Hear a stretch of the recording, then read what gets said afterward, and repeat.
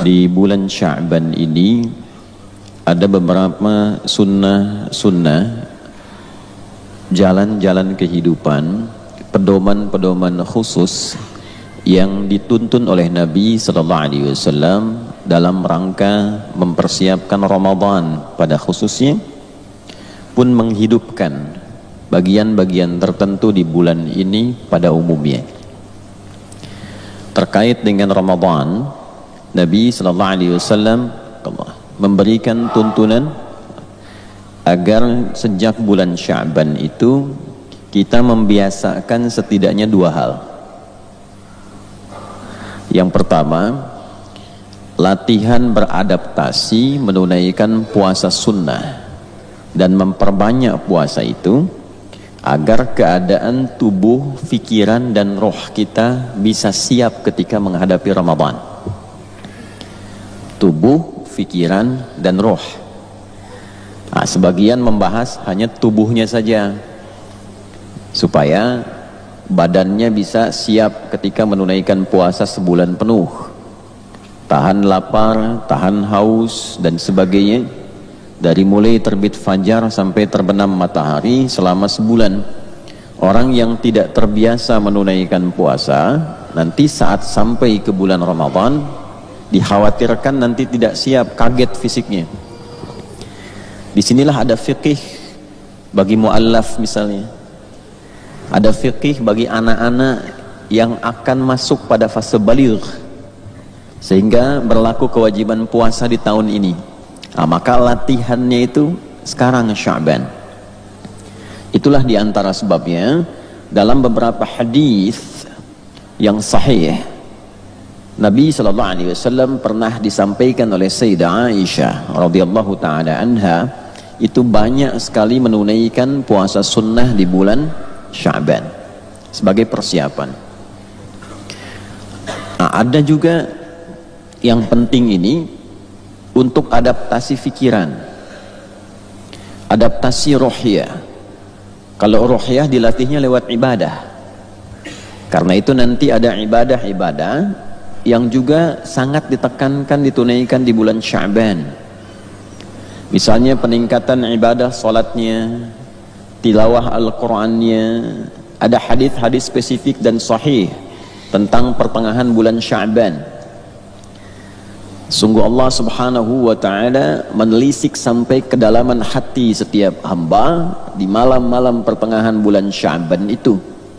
Maka orang-orang yang memohon ampunan kepada Allah berpeluang mendapat ampunan Allah subhanahu wa ta'ala, kecuali orang-orang yang masih ada sifat iri hati dalam jiwanya, permusuhan pada hatinya, itu sulit, berpotensi mendapatkan rahmat Allah subhanahu wa ta'ala. Maka meraih itu dengan meningkatkan ibadah, meningkatkan sholatnya, meningkatkan zikirnya. Silahkan dihidupkan dengan tahajud, dengan bacaan Al-Quran. Nah, itu latihan menghidupkan jiwa, sehingga nanti ketika masuk bulan Ramadan itu kan sebulan penuh maghfirah siang malamnya, sebulan penuh rahmat siang malamnya. Kalau rohnya tidak siap, nanti saat masuk Ramadan tidak terbiasa. Waktunya sholat, tidak sholat ya tidak. Baru sahur sudah nanya kapan buka, kan? Akhirnya jadwal disusun bukanya itu, ya, jadwal buka, jadwal sahur. Al-Azhar jam berapa, menunya apa, gitu kan? Nah, itikaf di sini fasilitasnya apa, gitu. Jadi yang dikejar itu bukan penguatan rohiyahnya, yang dicari fasilitasnya. Nah ini nanti tipe yang kedua. Yang ketiga itu, ini penting juga menyiapkan kurikulum. Kurikulum apa yang mau disiapkan saat Ramadan tiba nanti, targetnya apa? Khatamnya nanti bukan sekedar berapa kali. Misal kita siapkan khatam ini 2 kali, 3 kali. Misal saat yang bersamaan nanti ngajinya diperdalam. Tafsirnya mau surat apa yang sampai paham, hafalnya mau berapa juz selama Ramadan. Nah, penyiapannya sejak bulan Sya'ban. Nanti beberapa agenda itu kita siapkan. Misal agenda yang terkait dengan harta, disiapkan nabung untuk bulan Ramadan. Jangan lihat berapa banyaknya, yang penting ada persiapan ketika masuk ke bulan Ramadan. Ada amalan harta yang bisa kita infakkan. Misal saya siapkan 30.000, setiap hari 1.000, setiap hari 1.000, bukan karena jumlahnya, tapi karena respon kita kepada tuntunan ayat yang mengajak untuk beramal dengan harta. Jelas ya? Baik. Kemudian siapkan apa lagi? Ada lagi kurikulum-kurikulum terkait dengan kegiatan-kegiatan harian. Sholatnya, bacaannya, mau baca sirah apa, yang dipelajari sirah siapa. Nah, ini penting saya ungkap di awal, karena memang ayat tentang kewajiban menunaikan puasa Ramadan, Al-Baqarah ayat 183, itu turunnya saat bulan Sya'ban, bukan bulan Ramadan. Turunnya di bulan Sya'ban, di tahun kedua Hijrah. Mudah-mudahan suara saya tidak terlalu keras ya. Jelas suara saya? Ya, saya takut karena bayi nangis tuh karena saya terlampau keras suaranya. Mudah-mudahan baik insyaallah. Jadi turun di tahun kedua Hijrah, di bulan Sya'ban. Di antara hikmahnya supaya Nabi mengajarkan kepada para sahabat persiapan-persiapan matang kurikulum Ramadan yang akan dikerjakan di bulan Ramadan. Ada jeda sebulan kurang lebih. Nah, ini menunjukkan keutamaan Ramadan yang tidak biasa. Kita masuk Ramadan itu dengan iman ya. Awas hati-hati, masuk Ramadan itu pakai iman, bukan pakai anggaran. Ya, awas. DKM kan suka rapat tuh anggaran dulu tuh, ya kan? Anggaran tarawih, anggaran buka, pakai iman dulu Pak. Nanti begitu iman itu sudah kuat, semua kelengkapan-kelengkapannya itu disempurnakan oleh Allah Subhanahu wa taala. Sama kita pun secara personal masuknya pakai iman. Karena itu panggilannya panggilan iman menunaikan puasa itu. Ya ayyuhalladzina amanu. Nah, semua kegiatan yang direspon pakai iman itu memberikan rasa aman pada diri kita. Tentram, nyaman, enak ya. Nah, itu perlu persiapan. Karena meresponnya pakai iman, imannya dilatih dulu sebelum masuk Ramadan supaya imannya siap.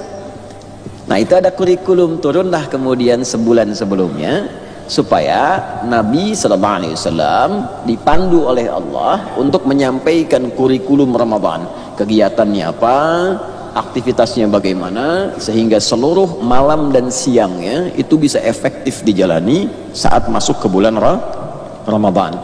Itulah sebabnya dalam hadis riwayat An-Nasai yang sanadnya tersambung kepada sahabat Usama bin Zaid radhiyallahu taala anhu dari Nabi sallallahu alaihi wasallam, ketika Nabi ditanya tentang puasa di bulan Sya'ban, su'ilan Nabi sallallahu alaihi wasallam an siyami Sya'ban faqala aw kama qala sallallahu alaihi wasallam aw fi ma'nah dzalika syahrun yaghfulu anhu an-nas baina Rajab wa Ramadan. Itulah bulan Sya'ban, seringkali orang lupa keistimewaannya karena fokus pada keutamaan yang terletak antara Rajab dan Ramadan. Demikian terjemah jauhnya. Jadi orang fokus ke bulan Rajab karena ada keutamaan Isra Mi'raj. Digali tentang Isra itu apa keutamaannya, Mi'raj bagaimana, tentang sholat dan sebagainya. Lalu fokus ke persiapan Ramadan sehingga lupa ada keistimewaan di bulan Sya'ban. Fihi turfa'ul a'malu. Di bulan Sya'ban itu dibentangkanlah kegiatan-kegiatan kita yang biasa kita kerjakan oleh malaikat untuk dilaporkan, disampaikan ke hadapan Allah Subhanahu wa taala. Tentu cara membacanya mesti teliti. Allah itu Maha mengetahui dengan dalam, sebelum dikerjakan, saat dikerjakan, setelah dikerjakan, sempurna pengetahuannya. Tapi kalau menemukan kalimat-kalimat semacam ini, itu maksudnya untuk ditunjukkan kepada kita betapa pentingnya waktu saat perbuatan itu dilakukan. Jadi nanti di fikih Quran itu ada tempat, ada waktu, ada keadaan. Misal ketika disebutkan tempatnya Masjidil Haram, Masjidil Aqsa, subhanalladzi asra bi'abdihi laila minal Masjidil Haram ilal Masjidil aqsa alladhi barakna haulahu. Apa tujuannya? Linuriyahu min ayatina innahu huwas sami'ul basir. Untuk menunjukkan keutamaan tempat. Di tempat itulah ada tanda-tanda kedekatan dengan Allah. Karena itu ketika Anda datang menunaikan umrah misalnya, baru ke Masjidil Haram, hati sudah bergetar kan? Merasa lebih dekat dengan Allah. Ke Masjid Nabawi juga begitu. Ke Masjidil Aqsa belum datang sudah pengen kan?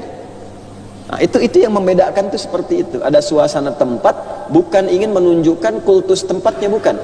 Tapi ingin menunjukkan sebuah keutamaan tempat yang auranya berbeda dengan tempat lain, supaya berlatih ketaatan di situ, mendekatkan diri kepada Allah, sehingga saat pulang ketaatan kita bertambah dan menjadikan semua tempat di mana kita tinggal seakan-akan seperti berada di Masjidil Haram. Puncaknya itu. Nah, yang pulang umrah itu, auranya dibawa. Bagaimana caranya? Ketekunan datang ke Masjidil Haram itu bisa dipraktekkan di Masjid Al-Azhar misalnya. Walaupun levelnya tidak sama, tapi setidaknya ada peningkatan dari sebelumnya. Sebelum umrah dengan setelah umrah, sebelum haji dengan setelah haji. Nah, di Sya'ban waktu demikian. Di bulan-bulan ini dibentangkan amalan-amalan kita, kebiasaan-kebiasaan kita. Yang ingin ditujunya itu kebiasaannya. Sehari-hari terbiasa apa? Nah, itu yang ingin diinfo ke kita. Kalau Allah itu sudah maha tahu, tidak butuh info. Yang butuh itu kitanya. Karena itu diungkapkan dalam lisan Nabi supaya menyentuh kedalaman hati kita. Adi Hidayat, kebiasaan kamu apa? Apa enggak malu kalau dilaporkan malaikat di hadapan Allah kebiasaannya masih ada yang kurang baik? Nah, itulah yang kita perbaiki. Nanti kalau sebulan sudah baik, merasa sifat ihsannya muncul. An ta'budallaha ka'annaka tarahu fa illam takun tarahu fa innahu yarak. Engkau terbiasa menjadikan aktivitasmu sebagai ibadah. Nah, kan kebiasaan minum kan? Kebiasaan makan kan? Nah, pertanyaannya, minumnya jadi ibadah enggak? Nah, makannya jadi ibadah enggak? Berpakaiannya jadi ibadah enggak? Nah, teman-teman yang kerja ini, kerja belasan tahun, puluhan tahun, jadi ibadah enggak? Nah, itu kan dicatat. Nah, kemudian yang sudah ibadah, tadi sholat kan? Nah, sholatnya merasa dilihat Allah enggak? Atau yang penting sholat? Yang penting gugur kewajiban? Sekarang naikkan levelnya. Bagaimana merasa dilihat oleh Allah, merasa khusyuk sholatnya, dilatih dulu. Nah, disampaikanlah info mendalam itu Sya'ban, sehingga kita berlatih kenikmatan ibadah, merasa punya Allah, merasa diperhatikan. Setelah siap keadaan rohiyahnya, punya kurikulum di akliyahnya, siap fisiknya, masuklah Ramadan dengan iman secara sempurna. Nah, itulah Sya'ban. Maka Nabi SAW mengatakan, saya ingin sekali ketika amal saya dibentangkan di hadapan Allah wa ana shaim. Wa uhibbu an yurfa amali wa ana shaimun. Oleh karena itu beliau banyak menunaikan puasa di bulan Sya'ban. Rahasianya karena puasalah yang mampu dengan cepat mengangkat amal-amal taat kita dengan tinggi dan mengoreksi amal-amal maksiat yang salah itu supaya ditekan dan tidak muncul kembali. Jadi kalau orang puasa itu ketaatannya meningkat, maksiatnya pasti ditekan. Ya, silahkan Anda cek deh. Orang sedang puasa itu nggak mau maksiat, minimal awalnya takut batal puasa. Pencuri bisa libur dulu tuh saat puasa itu. Ya, penipu, tukang gibah itu saat puasa bisa libur. Di mana kabar si fulan? Lagi puasa, nggak boleh. Puasa tuh. Awalnya takut batal, nanti lama-lama muncul kesadaran. Nah, latihannya saat bulan Sya'ban sekarang ini ya. Jadi itu yang dimaksudkan dalam hadis terkait Sya'ban, buat kurikulum. Nanti saya ada tulis buku tuh yang tentang makna ayat puasa. Itu secara singkat, di situ ada gambaran-gambarannya tentang kurikulum Nabi menjelang Ramadan. Itu dulu yang ingin saya sampaikan, karena pertemuan di hari ini di Masjid Al-Azhar ini akan menjadi pertemuan terakhir kita, Bapak Ibu sekalian, di bulan Sya'ban tahun ini. Ya. Nanti ketemu lagi kan bulan yang berbeda gitu. Karena itu jangan kehilangan fadilah Sya'ban mumpung kita belajar saat ini di awalnya. Itu insya Allah ya. Baik, mari kita masuki pembahasan kita. Bismillahirrahmanirrahim. Semoga Allah menambahkan cahaya kepada Hadratus Syekh Haji Muhammad Hashim Al-Ash'ari. Semoga selalu diberikan kemuliaan di kubur beliau dan berikan percikan kemuliaan itu kepada kita semua yang mempelajari kitab karya beliau dan mengamalkannya dalam kehidupan insyaallah. Al-babu tsani fi adabil muta'allim fi nafsihi wa fihi 10 anwa'in minal adab. Topik yang kedua terkait dengan rangkaian adab seorang penuntut ilmu yang dikhususkan pada dirinya, dan terdapat 12 rangkaian adab.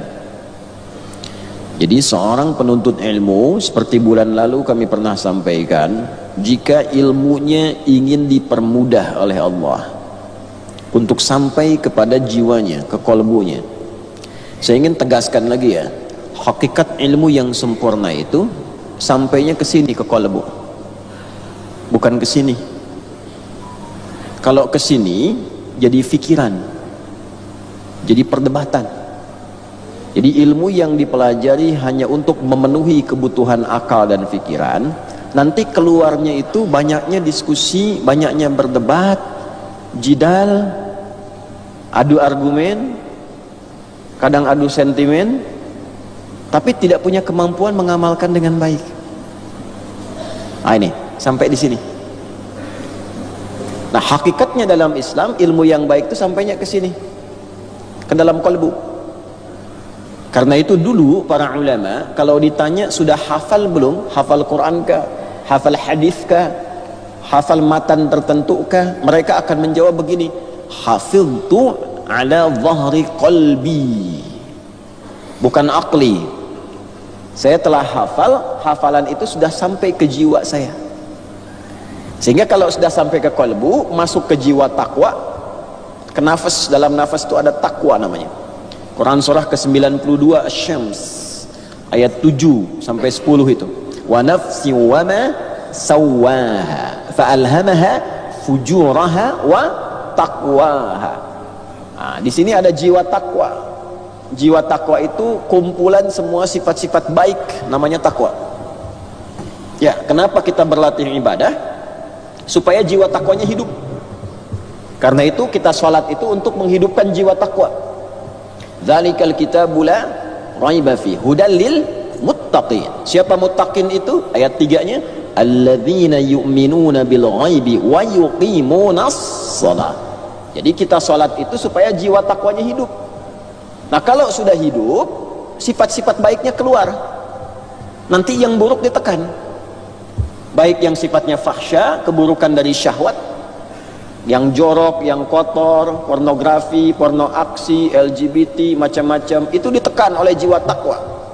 Yang muncul yang baiknya. Atau perbuatan yang diingkari hati, mungkar, sumbernya dari nafsu perut dan pikiran, akal. Menipu, merampok, maaf ya, membunuh dan seterusnya. Bikin hoax, berselisih yang tidak tepat dan seterusnya, itu mungkar, ditekan. Itulah sebabnya kalau sholatnya bagus, perbuatan fahsya dan mungkar itu bisa dihindari.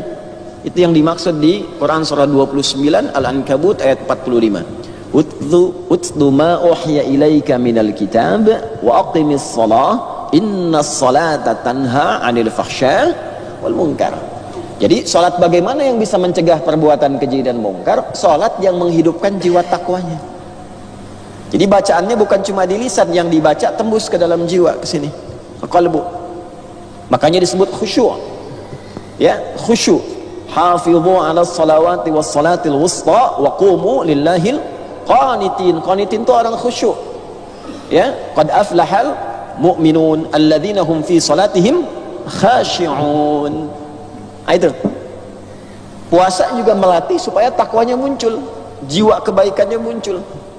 Ya ayyuhalladzina amanu kutiba alaikumus shiyam kama kutiba alal ladzina min qablikum la'allakum tattaqun.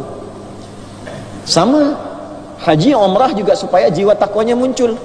Al-hajju ashhurun ma'lumat, faman farada fihinna al-hajja fala rafatha wala fusuqa wala jidala fil hajj. Wa ma taf'alu min khairin ya'lamhu Allah wa tazawwadu fa inna khairaz zadi taqwa. Al-Baqarah 197 itu. Jadi kehidupan kita itu bagaimana caranya melatih supaya jiwa takwa itu muncul ke permukaan, hadir. Nanti yang baik-baiknya keluar, itu yang menuntun kita itu. Nah, kalau itu dipandu oleh ilmu yang benar, ilmunya sampai ke dalam jiwa takwa, maka semua yang dikerjakan itu terarah, tepat sasaran, dan kualitasnya bagus. Jadi nggak cukup dengan semangat, ada semangatnya kuat, tapi karena kurang ilmu, jadi nggak bagus. Saya sekarang sudah berubah, semangat untuk ibadah. Dulu saya banyak meninggalkan sholat, sekarang saya ingin berubah. Nggak apa-apa, subuh 4 rakaat. Nah, ini jadi salah kan? Nggak ada ilmunya itu. Ya, nah, sama. Kalau ini nggak hidup, nggak sampai ke kolbi, ya, dhahri kolbi, nggak sampai ke dalam hatinya itu, sampainya di sini, nanti pintarnya cuma buat berdebat. Rame debat, rame saling mencela, rame saling menjatuhkan. Pintar itu aja, tapi nggak sampai ke jiwanya, nggak hidup, akhlaknya nggak hidup. Jadi fadilah ilmunya itu nggak muncul, hikmah di balik ilmu nggak muncul. Padahal nanti sandingan ilmu itu hikmah, dan puncak ketinggian orang memahami Al-Quran, memahami sunnah Nabi itu nanti hikmah.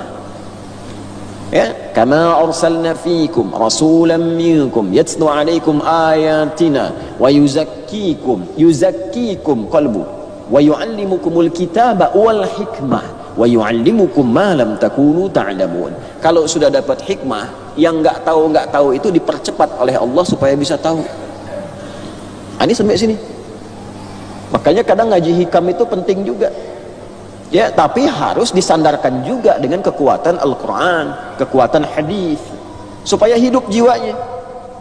Al-Imam Syafi'i rahimahullahu ta'ala, ketika beliau berkonsultasi pada gurunya Al-Imam Waqi' rahimahullahu ta'ala, maka berkata, syakautu waqi'an an su'i hifdhi fanasahani an atruka al-ma'asi faqala al-ilmu nurun wa nurullahi la yunzalu ila al-'asi.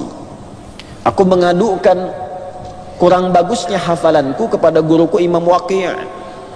Saya pernah sampaikan, ya, kurang bagusnya hafalan Imam Syafi'i itu seperti apa sih gitu. Ya, mungkin beda titik dikit, koma dikit gitu kan. Ya, kalau kita kan jauh. Ya, terus tanya ke Imam Waqi', tipsnya bagaimana? Kata Imam Waqi', ilmu itu cahaya, dan cahaya Allah tidak akan diturunkan kepada pelaku maksiat. Maksiat itu kan adanya di sini sumbernya, di fujur, jiwa buruknya, ya, lewatin nafas, keluar perbuatan su. Itu di Quran surah 12 Yusuf ayat 53. Wa ma ubarni'u nafsi innan nafsa la'ammaratum bisu illa man rahima rabbi. Nah, itu kalau banyak maksiat, banyak pikiran terganggu, susah nangkap ilmu. Ya, apalagi hikmah. Jadi kalaupun orang merasa pintar, kurang adab, banyak informasi tapi adab kurang, nggak sampai ke sini, hikmah nggak masuk. Jadi ilmunya nggak jadi cahaya, malah berkurang nanti keutamaannya, satu berkurang.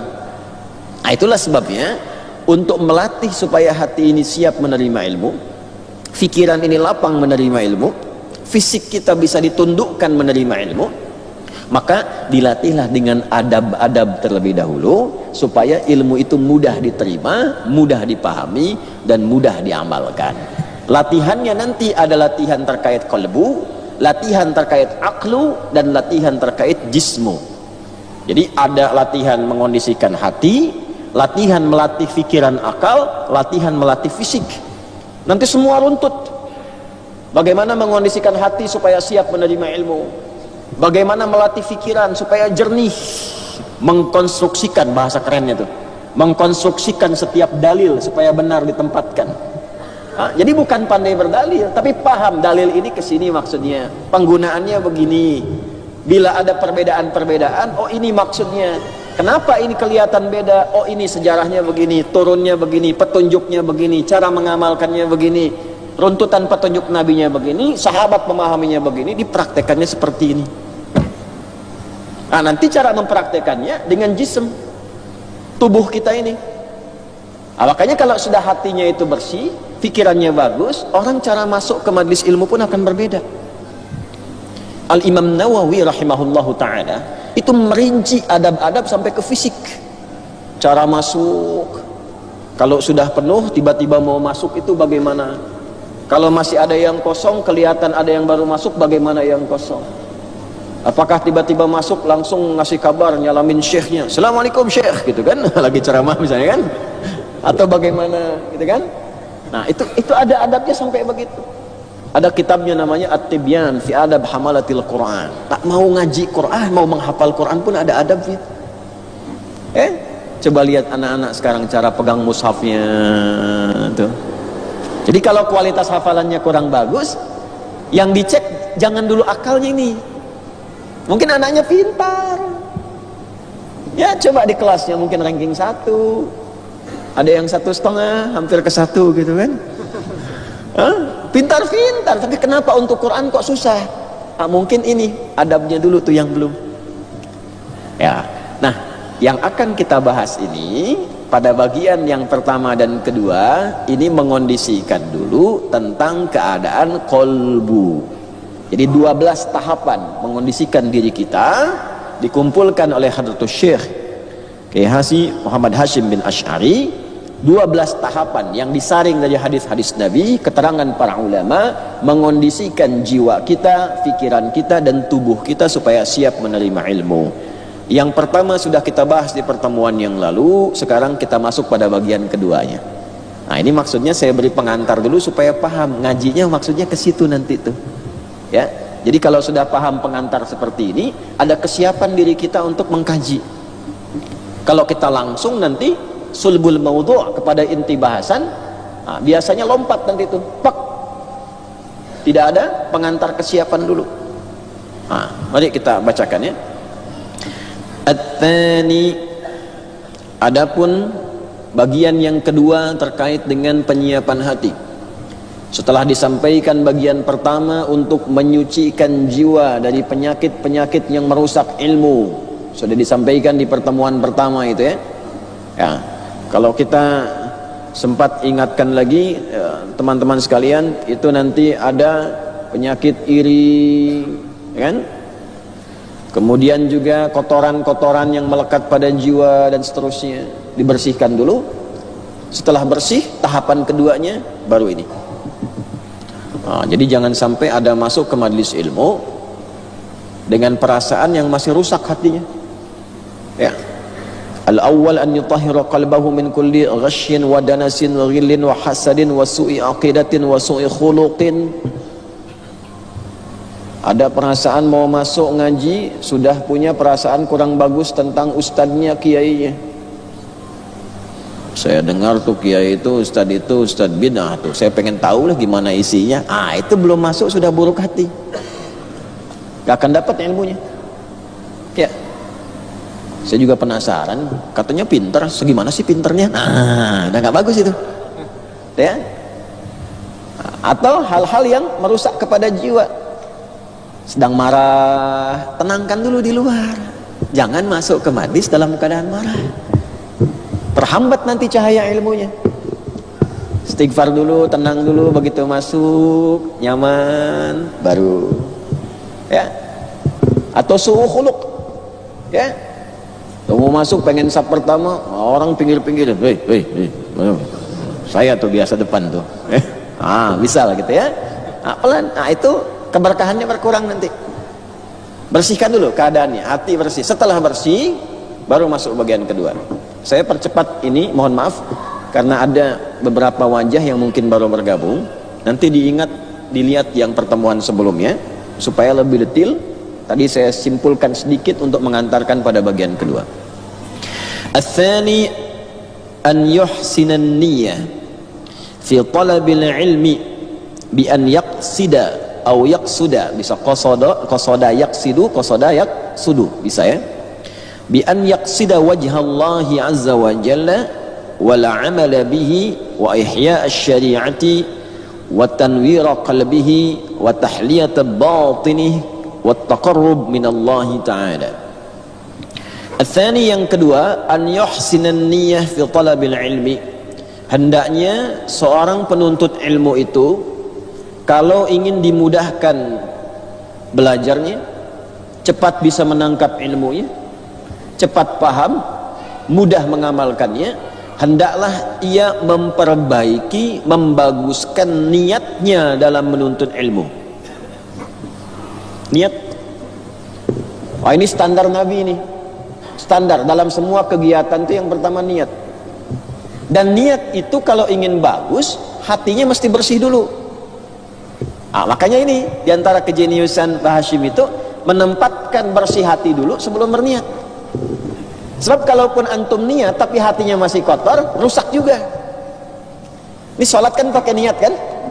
Ya kan? Kata Imam Syafi'i, bersamaan dengan takbir hatinya berniat kan? Ya kan? Begitu anda berniat saya menunaikan sholat subuh misalnya berjamaah, tapi hatinya masih kotor, pengen dilihat orang karena pimpinannya ikut sholat, maka bawahannya ikut juga supaya pimpinan tahu.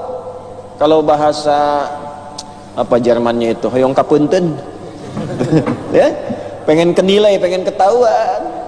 Bos kemana? Subuhan di mana? Al-Azhar jamaah. Saya juga ke sana. Supaya bos tahu. Atau begitu, pengen ketahuan sama pasangan, sama tunangan, ya, update nih, ya, yang udah subuh belum, ya kan, ceklik, aku di Al-Azhar nih, wah, ya, ayo, tuh, misal, nah itu hati belum siap, walaupun dia berniat. Nah, nanti oleh Al-Quran disoal, fawailul lil musallin alladzina hum an salatihim sahun. Kok bisa lalai, kenapa? Alladzina hum yuraun. Yura itu riya, riya itu pengen dilihat makhluk.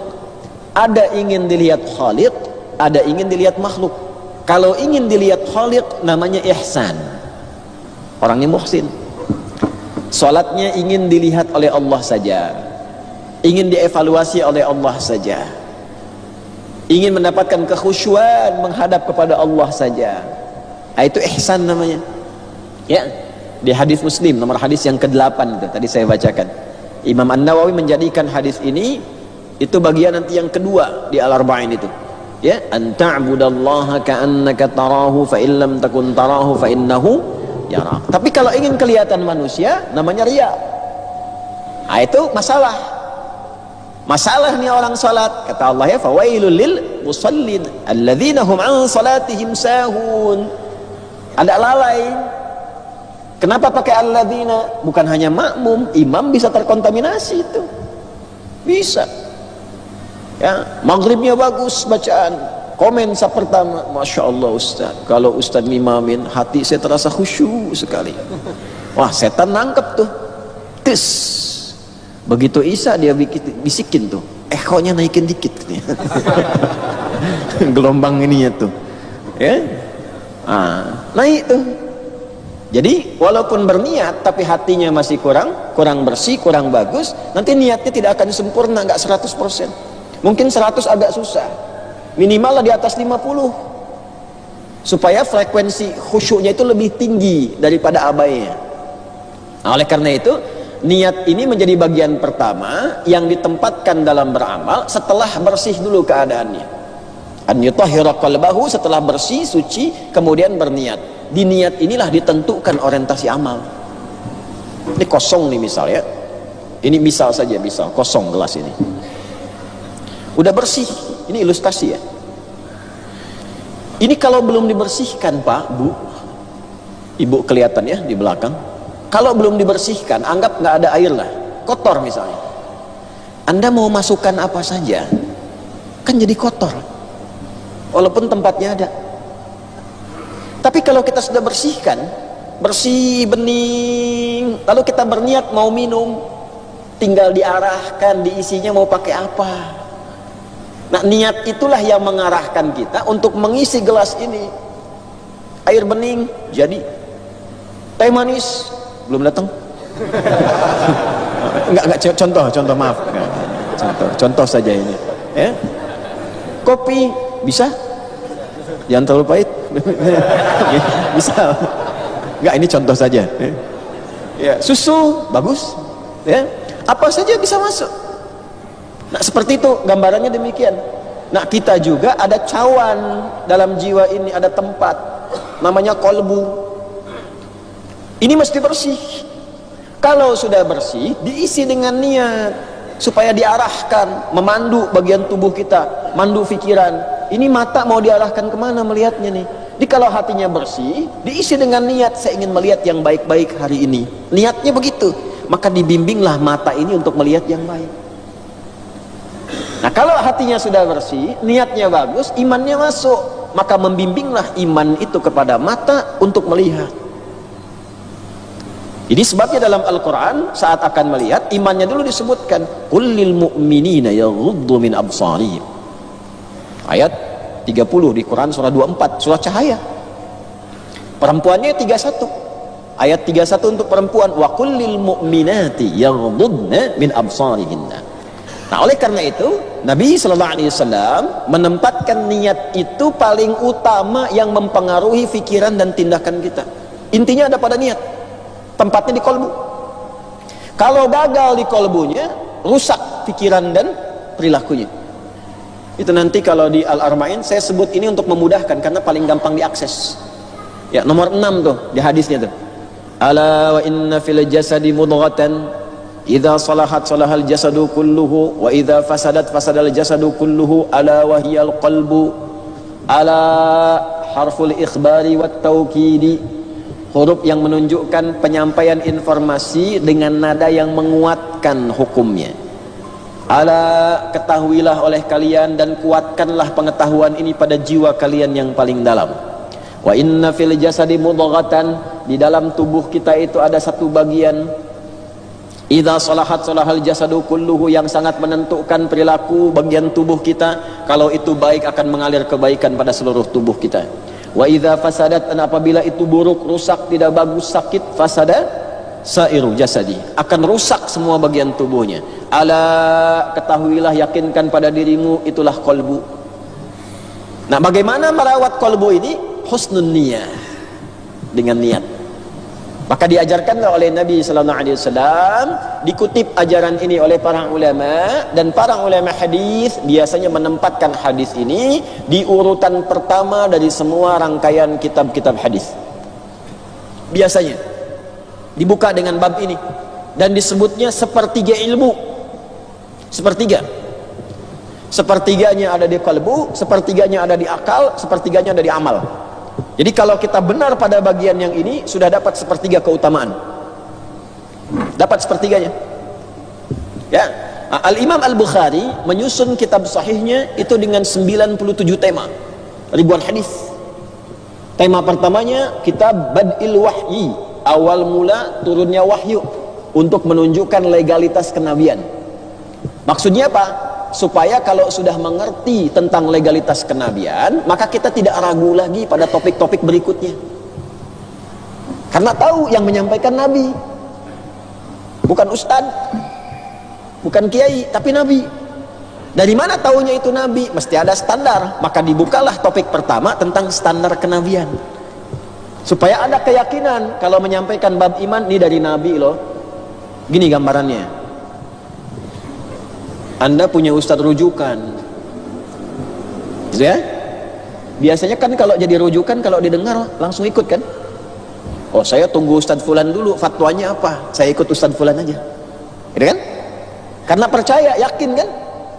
Terdapat perbedaan pendapat tentang awal Ramadan. Saya mah tunggu ustadz fulan aja. Kapan ustadz fulan itu saya ikut, gitu kan?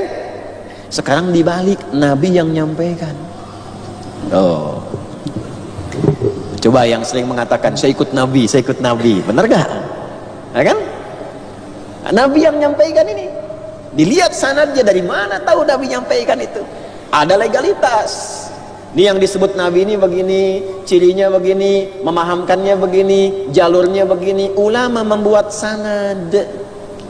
supaya paham konstruksi pemikirannya bagaimana, kaidahnya bagaimana, dapatnya bagaimana.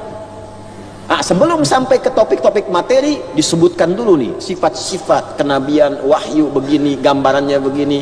Pertama supaya kita paham kalau yang begini dari Nabi. Setelah itu yakini, kerjakan, sami'na wa ata'na. Yang kedua, kalau ada yang ngaku-ngaku Nabi, tinggal kita tepis karena standar ini nggak ada. Makanya Nabi mengatakan la nabiyya ba'di, nggak akan ada nabi setelah saya.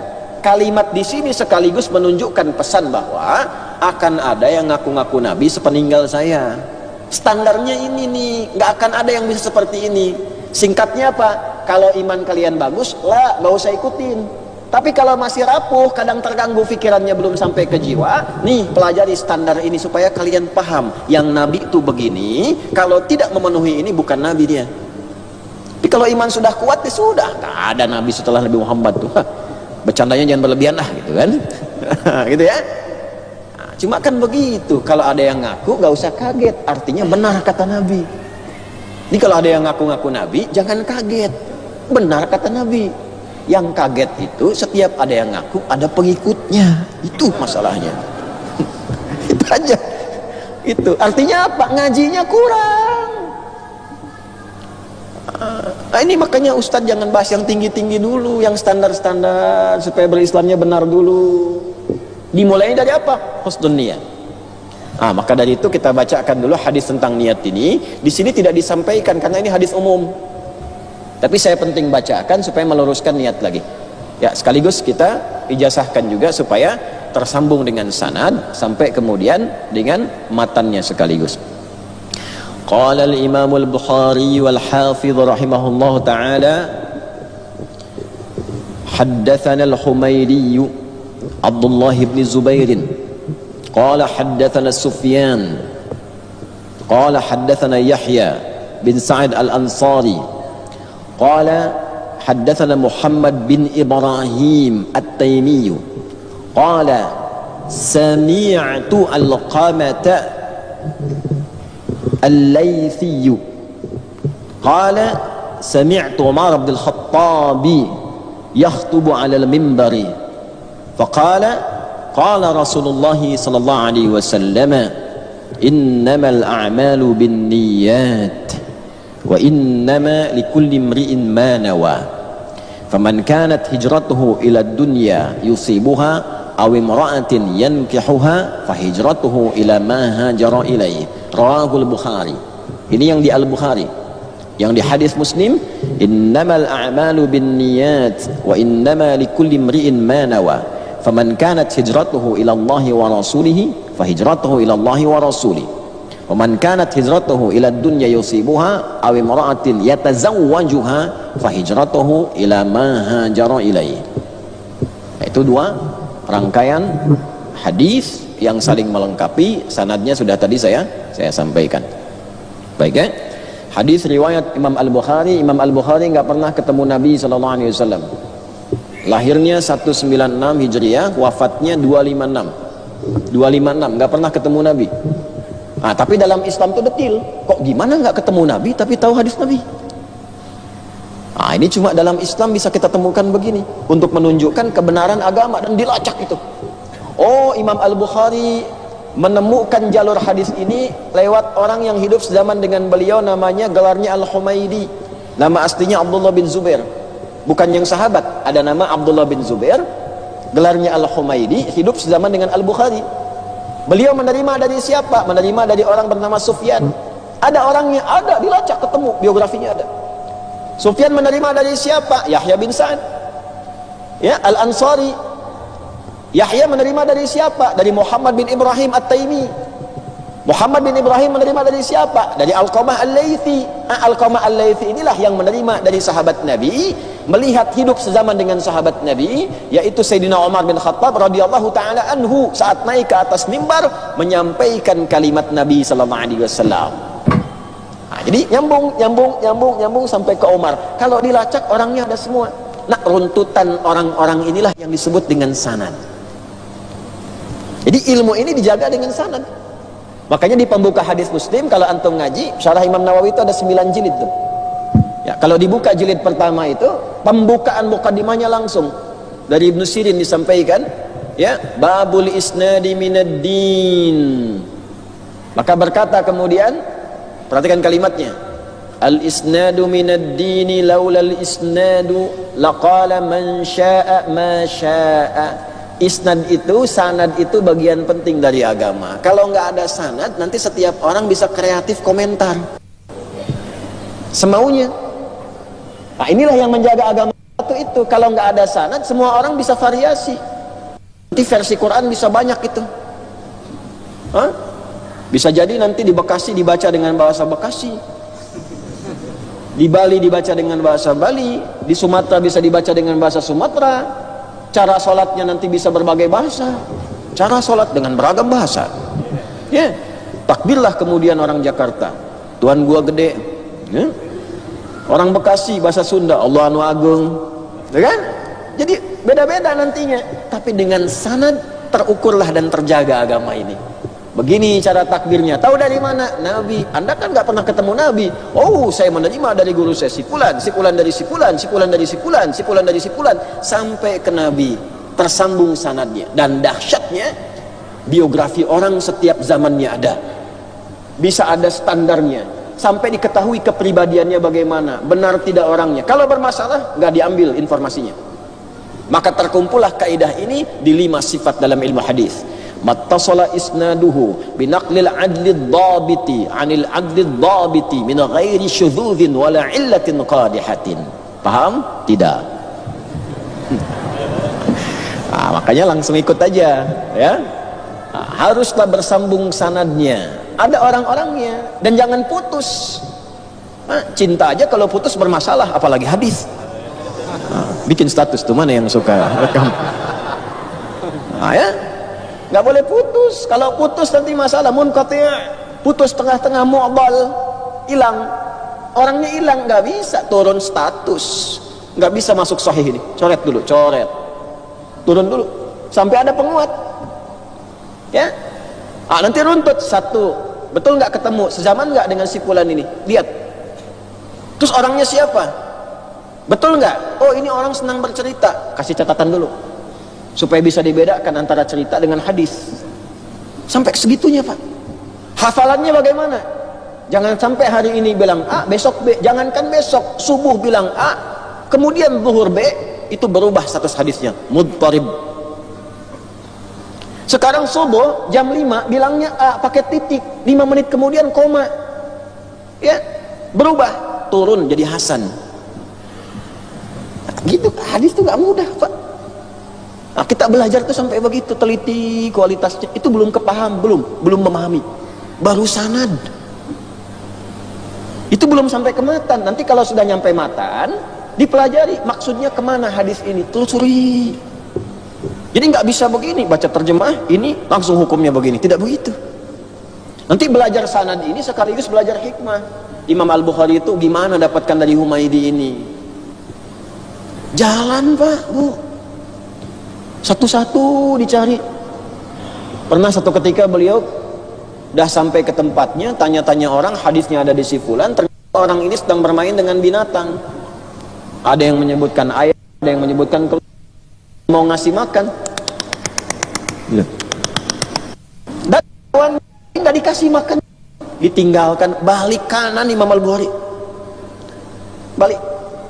Orang bingung, Syekh kok nggak diambil hadisnya?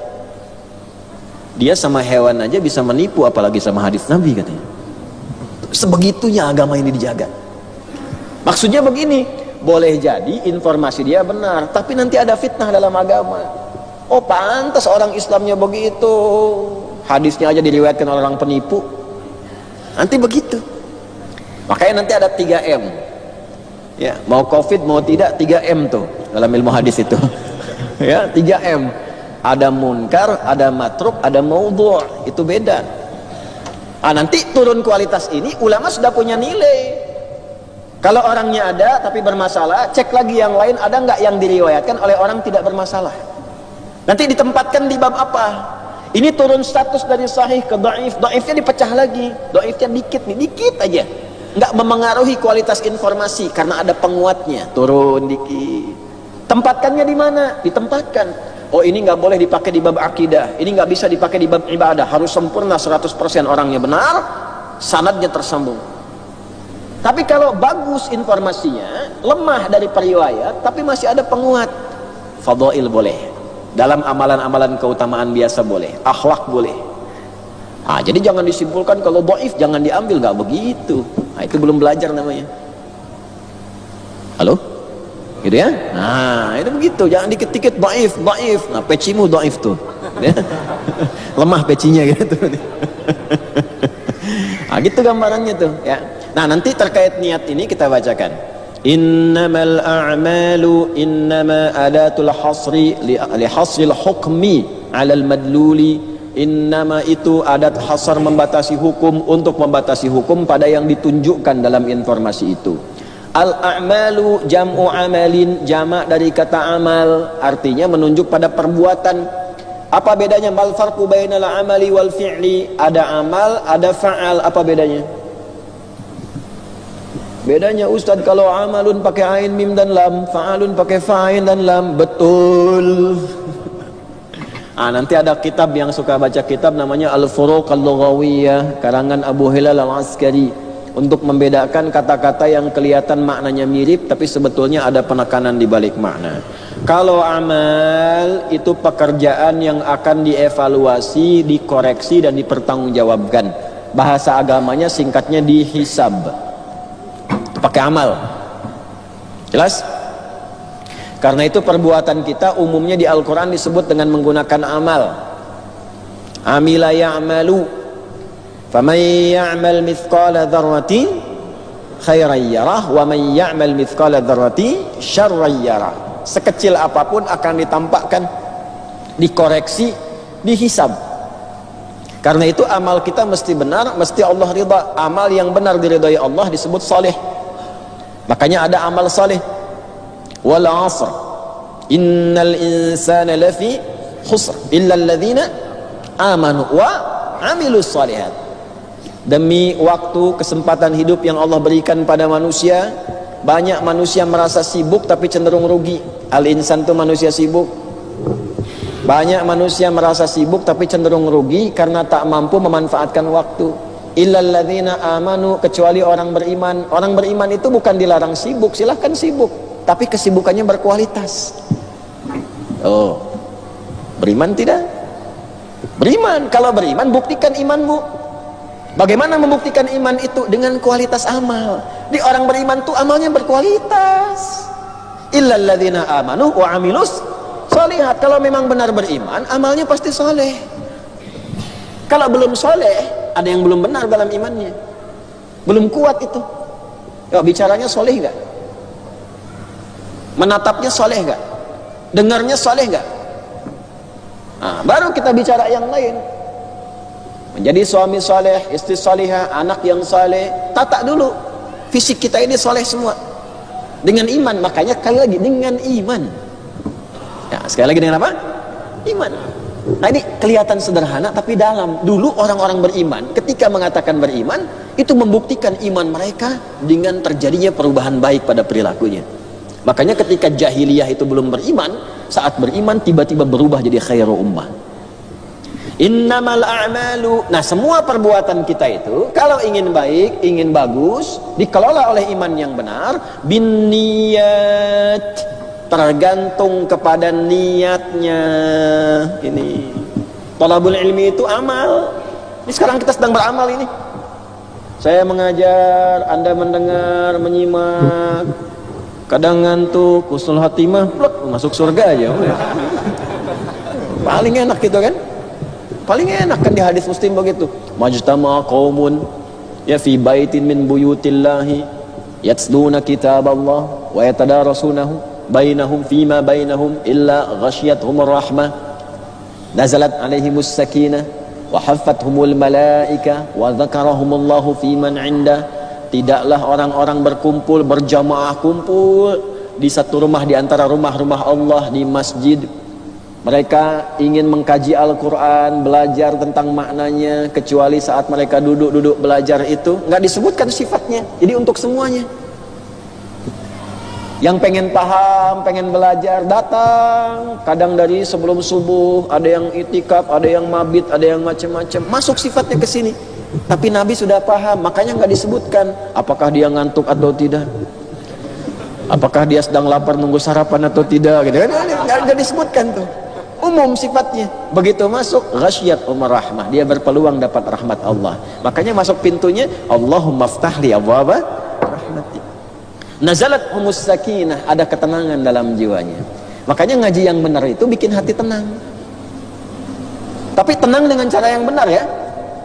Jangan abis ngaji, saat ngaji tenang, abis ngaji mencela. Nah itu ada yang salah di hatinya, kalbunya rusak. Wa haffathumul malaika, malaikat itu ngisi, berkerumun. Mungkin ada kelihatan kosong, malaikat tuh diisi. Cuma kan gaib, tidak ditampakkan. Kalau tampak bubar ini. Satu aja sayapnya tampak bubar. Tanya, akhi siapa? Wah akhi, anak Israel. Repot antum, bubar antum. Wa dzakarahumullahu fi man 'inda, dan disebut-sebut oleh Allah di sisi makhluk-makhluk yang ada di sampingnya. Disebut-sebut si fulan, si antum lagi disebut tuh. Sebut sampai selesai. Disebut si fulan. Masya Allah, ngantuk ini. Segar lagi kita. Itu. Nah, ini semua perbuatan kita itu, amal kita itu cuman pakai ba, Pak. Cuma ba ini kalau kita ngaji ada 14 fungsinya. Kitab lagi, kitab Mughnil Labib an Kutubil A'arib, karya Ibnu Hisham Al-Ansari. Mughnil Labib an Kutubil A'arib itu mengulas makna setiap huruf dari alif sampai ya. Jadi ngaji kita enak kalau begini deh. Saya ikut sunnahnya para ulama dalam thalabul ilmi. Jadi para ulama itu memulai kajian di bahasa dulu, mendalami, bukan supaya bisa bahasa Arab, kalau itu gampang, supaya paham ilmunya, nahwunya, sarafnya, balaghahnya, arudnya, syairnya, qasidahnya, adabnya dan sebagainya, dikumpulkan jadi satu untuk memahami nas. Itu kalau sudah sedikit aja kita dapat paham itu, cara ngajinya beda, Pak, Bu. Indah gitu. Nah, bak di sini itu dari 14 hukum kalau diterapkan dalam sekali. Ada sababiyah. Nih kalau pakai sababiyah ya. Innamal a'malu binniyat, orang-orang itu beraktivitas karena sebab niatnya. Kalau pekerjaannya buruk, sebab niatnya itu buruk. Kalau pekerjaannya baik, sebab niatnya baik. Kalau dapat ilmu yang bagus, karena sebab niatnya memang bagus. Kalau dapat ilmunya sedikit, karena sebab niatnya nggak bagus juga. Bisa lil ghayah, bisa lil musahabah, bisa lil ilsaq. Nah, jadi semua kegiatan kita itu betul-betul bergantung kepada isi hati ini, niat ini. Kalau niat salah ini keliru nanti. Sebabnya di sini. Innamal a'malu binniyat. Karena itu Syekh Hasim mengatakan, an yuhsinan niyata. Orang kalau belajar, mau nuntut ilmu, kalau mau benar, perbaiki niatnya yang benar. Karena semua sebab perilaku kita, dasar ilmu itu di sini nanti. Niatnya. Jadi kalau habis belajar pada bertengkar, ini salah ini. Niatnya salah. Kan kalau benar itu outputnya cuma 2. Nah, tolong dicek ini ya. Belajar itu kalau benar hasilnya cuma 2. Yang pokok. Nanti di surat Al-Mujadalah ayat 11 itu.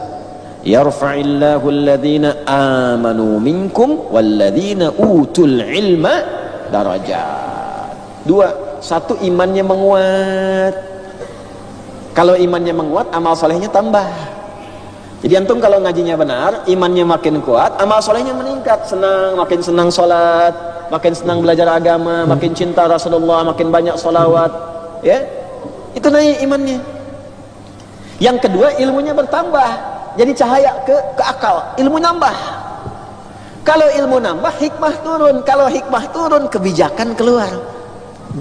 Hikmah itu dipakai dalam dakwah, dalam diskusi, dalam menemani kehidupan berkeluarga. Kalau pakai hikmah, mau'izah hasanah itu gampang. Kalau jidal pasti ahsan. Itu yang dimaksud Quran surah An-Nahl surah 16 ayat 125. Ud'u ila sabili rabbika bil hikmah wal mau'izatil hasanah wajadilhum billati hiya ahsan. Ilmu nambah.